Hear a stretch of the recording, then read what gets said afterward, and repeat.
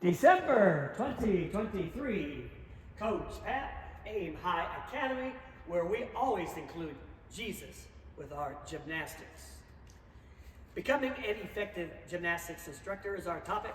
We said an effective gymnastics instructor knows not only all of their gymnastics stuff, they also know how kids learn. They know how to take the gymnastics stuff they know and teach it to the children so the children can begin doing gymnastics skills. This takes diligence. Coach has to work at this. So as a coach, instructor, teacher, we need to be both a learner and a teacher. All right, part one, gymnastic skill acquisition. How kids learn to do gymnastic skills.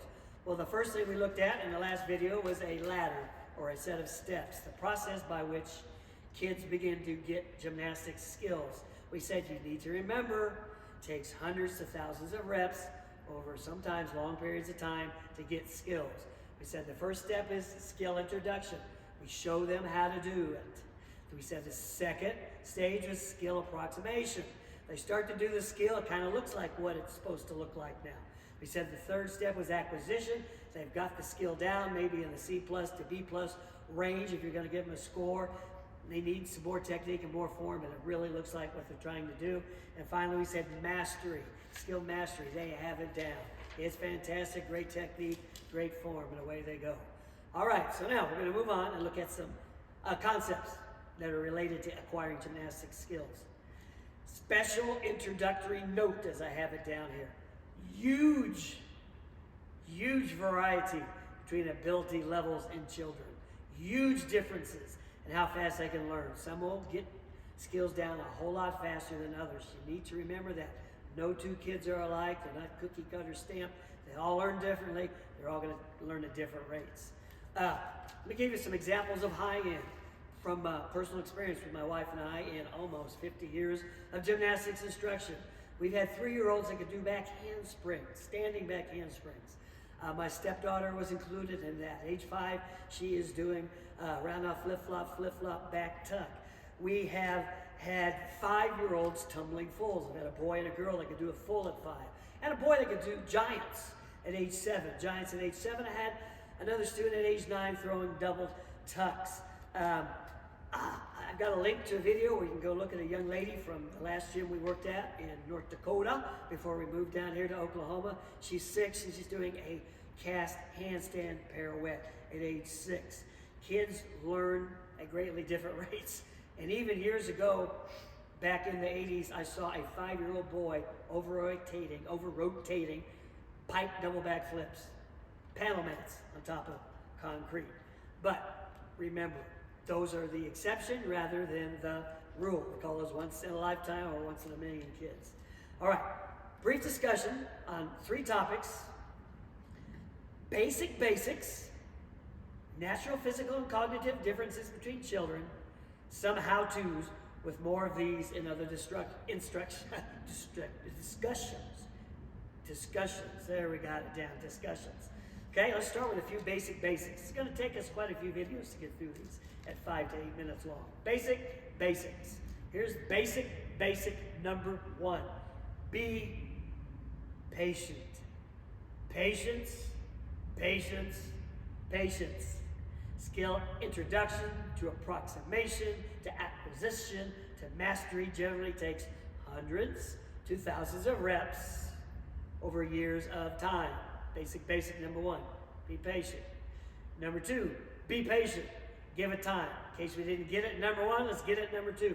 Be patient, give it time. Okay, number 3, a couple of things we need to understand about people. We need to understand cognitive abilities and cognitive skills. We're getting into the realm of the mind and how we learn. What are these things? Cognitive abilities and cognitive skills are the tools that people use, and our kids use, to process information, recognize patterns. We have lots of patterns in gymnastics, don't we, that actually can pass from skill to skill, and analyze problems. 4 primary types of cognitive abilities, cognitive skills. Number 1, attention. What is attention? It's the ability to stay focused on the task at hand, in front of you, in spite of distractions or multiple tasks to perform at once. We have to warm up the kids, take roll, get them a line, get them to think. We've got a lot of things to do at once, don't we, teachers? Well, so do the kids. They have to listen to the teacher, follow the instructions, go where they're supposed to go, all at the same time. Attention. Let's look at an example of attention. The teacher in the gymnastics class is giving instructions. Mary is turned completely away back to the teacher, watching some interesting things occurring in other parts of the gym, while Georgette is staying focused on the teacher. She's watching the teacher and she's listening. Memory is next.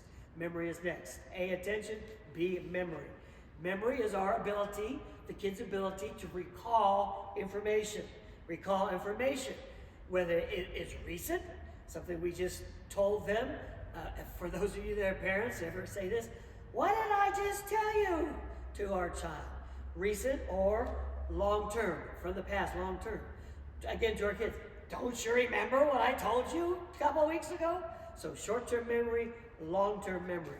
Here's an example within our gymnastics class. The teacher gives instructions for the 8 stations in an event rotation. Susie has to have the instructions repeated every time she goes to the new station. What do we do here, teacher? What do we do? While Janice recalls and remembers everything the teacher said. She doesn't have to have help when she goes to the stations. So we've got A, attention, B, memory, C, logic and reasoning. Logic and reasoning. These cognitive skills refer to the ability to assess a problem, find a solution. In the pit, Fred is stuck in the pit. Feet are wedged between the blocks. He says, teacher, help me. I can't get out. I can't get out. Right beside him, George is also stuck in the pit blocks. George doesn't say anything to the teacher. He reaches down and starts pulling out blocks till his foot is free, gets out all by himself. At this point in their careers, George has more problem-solving skills than Fred. Okay, logic and reasoning was C. D is auditory visual processing. Auditory and visual processing involves interpreting the information received through the ear gate, we might say, or the eye gate. So the information we receive through sight and sound. Sight and sound. A lot of difference here between kids. Down the road, we'll talk quite a bit about auditory.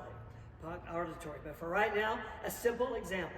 Layla, she hears the instruction, but she's brand new. She hasn't had lessons before. It's her first time, so she struggles to understand the meaning due to a lack of, we might call them, mental hooks on which to hang the information.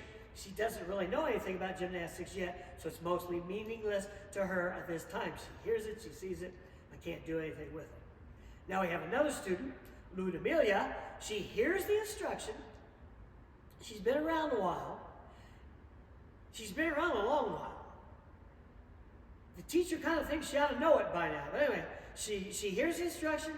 She sees the demonstrator perform the skill. She's seen the demonstrator perform the skill many, many times in past classes. But Ludmilla can't get it through hearing it again and again, seeing it again and again. She needs to have the teacher put her through it. We'll talk about that with learning styles. And there's Gertrude. She hears the instruction, she sees the demonstration, and she can do it just by seeing and hearing. Now, those are the 4 types. And let me mention, how do kids, how do adults, how do any of us obtain these skills and these abilities? Well, it's dependent upon our development from a baby on up. It's dependent on our child development and our life experience, what we've gone through in life. I mean, there are natural giftings, how we've been educated, what our home life is like, nutrition, do we have enough to eat, physical factors of all kinds. These are only a partial list of things that affect an individual child's acquisition of these cognitive skills and abilities, these tools to put in their learning toolbox. For this video, we're going to stop right now. We've got more basics to do, but let's go ahead and stop here, take a break if you need to.